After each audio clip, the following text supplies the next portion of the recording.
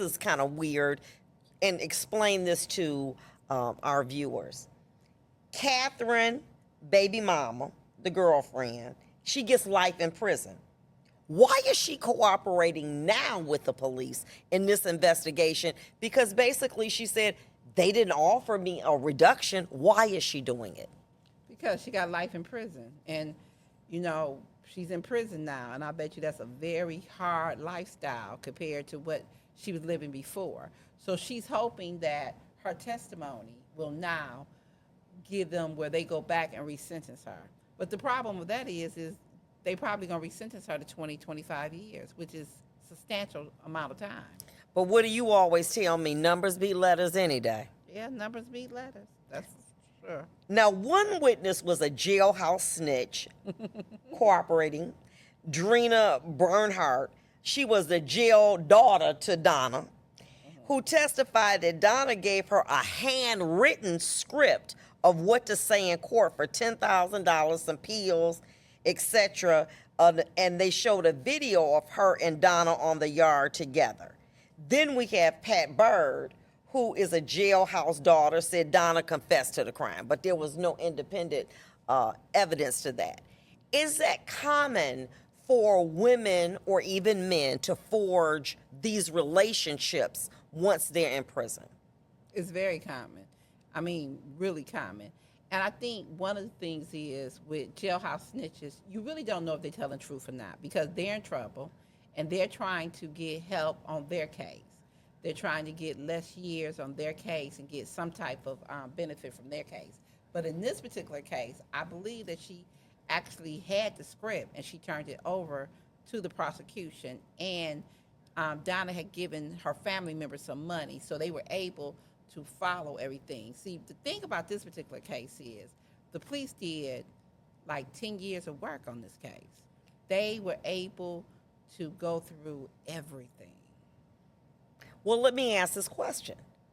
Statute of limitations. There's no statute of limitation for murder. What? No statute in Michigan. There's no statute of limitations for murder, child rape, and certain crimes. You have no statute of limitations, so they can come back 40 years 40 years? on a murder case. I remember when I was a judge and I said, can the attorneys approach? I said, there's a typographical error. The date of the offense was 1968. They said, no, Judge, that's accurate. And that was in 2017. So you're right. There is no statute of limitations. Let me ask this question.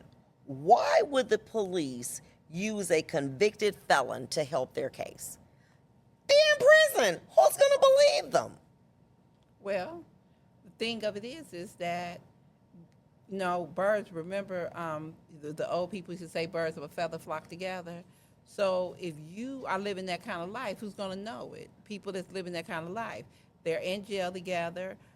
In this particular case, they showed that they were housed together. They showed their interaction with each other. And she also knew other things about her. So the most powerful evidence is when you tell on yourself. So her telling another fellow inmate was like her testifying against herself. And here's a psychology behind it. It's like, you know, when you do something, there's a constable in every bush, they say. Right. You're like, oh, who is that? Who is that? And so, you know, you gain that person's trust. Now, here's the thing about it. She's a target. She goes into the prison. They already know what's going on, okay? She the target. That's the one on TV, okay? She's older. She got more resources than anybody else there. May So I? She can pay for anything. May I ask you, who processes the paperwork in the prison? But I'm clerks. And who are they? The people who work in the prison. Yes. So wait a minute, hold on for a minute. You mean to tell me in the office are inmates who process the paperwork so they know who's coming in and what resources they have? Yes. You know, there are inmates that I'm quite sure that have non-violent crimes that work in the office and they see what you're charged with, your resources, what your background is. this was a high publicity case. Very high publicity. They have the right to watch TV. So they knew potentially she was coming in and that was her. Is that correct? Correct. And they knew that, you know, her husband was a dentist, her son was a dentist, and the lifestyle that she lived. So when she gets in there, we talked a couple podcasts ago about good cop, bad cop. So they playing good cop, good prisoner, bad prisoner. Right. How'd that go? She probably more than likely, because she's an older woman, she needed protection. So she Protection? She needed protection. You always need protection in jail.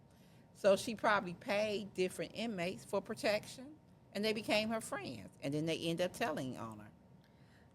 So basically speaking, what you're saying is that even if a person goes to prison, they have to get somebody that's going to have to look out for them to give them protection. Is that my understanding? That's what you're saying? Yes. In prisons, protection is the neighborhood you grow up in or the area you grow up in. And with her not living that lifestyle, she probably had to pay these young girls to protect her. Okay. They then acted auntie, They ma. played on her heart. They played on her heart. Yeah. But she was going to outsmart them. Okay? That Ain't didn't no work out for fun them. when the rabbit got the gun, baby. Ain't no fun when the rabbit, because see, they have street game. Correct. She had knowledge, book smart. That street game will get you every time. So the street game may have been, when she get in here, Carla, you act like you gonna beat her up. I'm gonna befriend her. I'm gonna find out what the information is, and we both gonna leave up out of here early. Could that possibly have been a scenario? That could have been a scenario, because we know that the people who did snitch on her did ask for.